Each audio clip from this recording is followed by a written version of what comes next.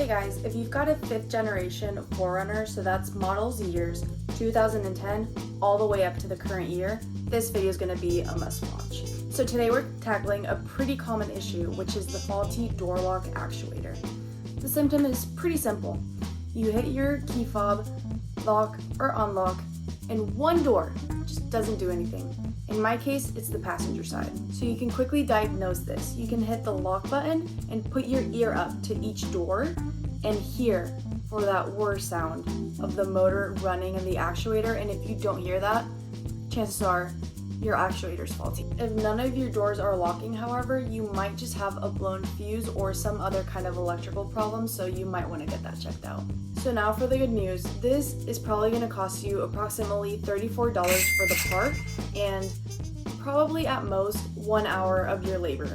But if you go to the dealer just to get the OEM part, that will cost you $300 to $350, and then if you have them do the work at the shop and do the full service, that can cost you upwards of $500, and I've heard numbers close to $1,000. So you can easily be looking at spending $500 or more at the dealership just to replace this actuator. But I promise you, this is a pretty simple repair that most people can do in about an hour. So let's save that money and jump right into the video. So as I mentioned, here's a video of me testing out that door lock actuator. So I'm hitting unlock and lock. And as you can see, the door in the back was locked and the door in the front did not lock, the one in the passenger seat.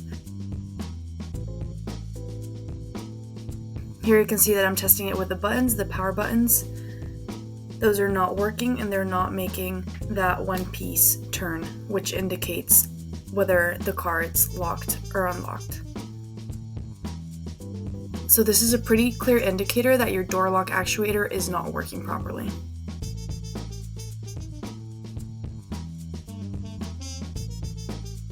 So here are the tools you'll need for the job. You'll want a drill or driver with a Phillips bit, a T30 Torx bit for the door latch bolts, a 10mm socket, a trim panel removal tool, a couple of flathead screwdrivers, and a razor blade or some kind of utility knife to cut out that film that's inside of the door that we're going to see when we take it out.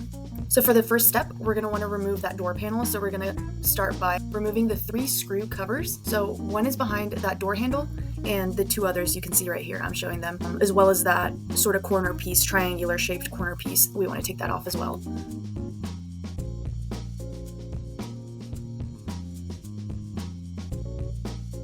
We want to use our trim tool to pop these off.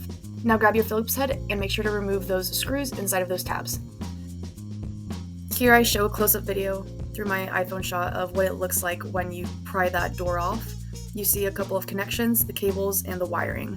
Here we have the door panel. We can set that aside. If we want to take a closer look, these are the wirings that I unplugged from that close-up view. So we can see the connections that I'm pointing to on the door panel, which then connect it to the actual door.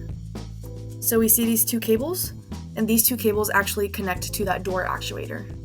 Next, we want to access the guts of the door. So you'll see this plastic film, which is your door's essentially barrier. So we only need to peel it back enough to get our hands in and feed the parts through, essentially these cables that we see right here, which are connected to the door actuator. So we want to use our razor and knife to carefully cut the adhesive seal, or just peel it back slowly. It's sticky, but it is reusable and will seal right back up later. Now look down inside the door frame. We're going to see a large bolt securing the window rail. We're going to use our 10mm socket to remove this bolt. The rail is in the way, and removing the bolt gives us this necessary clearance. Next, we're going to see there's an electrical plug that's connected to that door lock actuator. You want to make sure you unplug that. Usually it's pretty simple, but in my case, it was a little bit stuck. So I had to take my scraper and the dull side of my knife and pry that off. But finally, I got it off, as you can see right there. So just make sure that that plug gets unplugged. And then from here, you should basically be set to just take that door actuator off. On the edge of the door, you're going to see 3 large bolts holding the entire actuator assembly in place. So you want to grab your T30 Torx bit and remove these 3 bolts. So on this next step, we're going to want to remove the old actuator. Now the whole assembly is only held up by 2 locking cables and 1 interior rod. So gently pull the actuator out through the access hole You'll be working blind a bit, but just wiggle it free. Take a look at the 2 cables connected to the actuator. These are the cables that essentially connect the actuator to the door handle. Now here we can see the door frame completely bare bones without the actuator.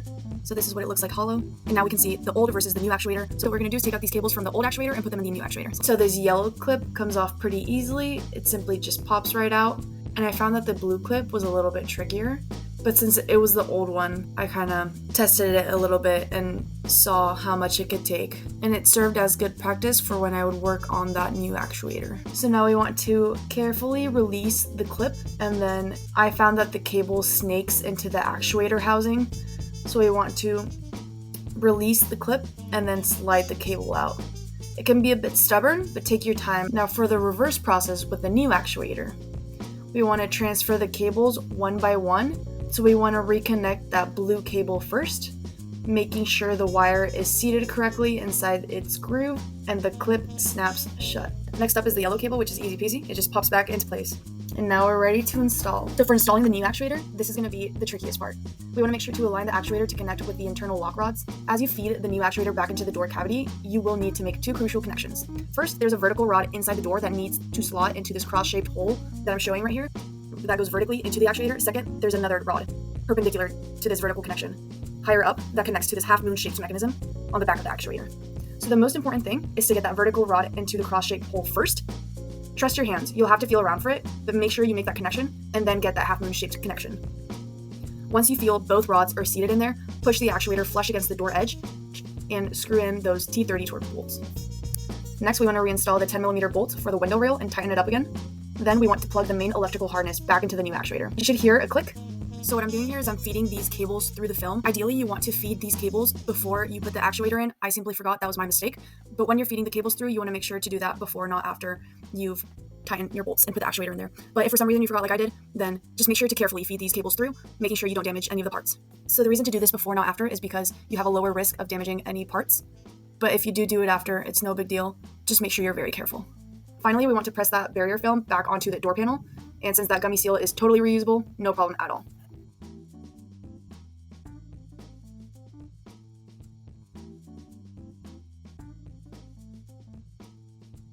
And now finally, we want to reassemble the door panel again. So we want to make sure to align that door panel to the door frame. You want to make sure you reconnect the electrical harnesses to the switch panels, the big plug on top, small plug on the bottom, snap the switch panel back into the armrest.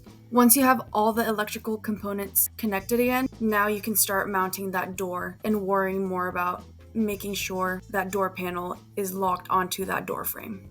I found that the best way to do this was by seating the top edge first and then work your way around, making sure you're firmly pressing the perimeter of the panel until all the clips snap back into place. Then you're going to want to make sure you screw in those bolts back in to where the tabs are, where they open. And then after that, just put all the tabs back in. All right, here's for the moment of truth. Let's hit the lock button. Yep.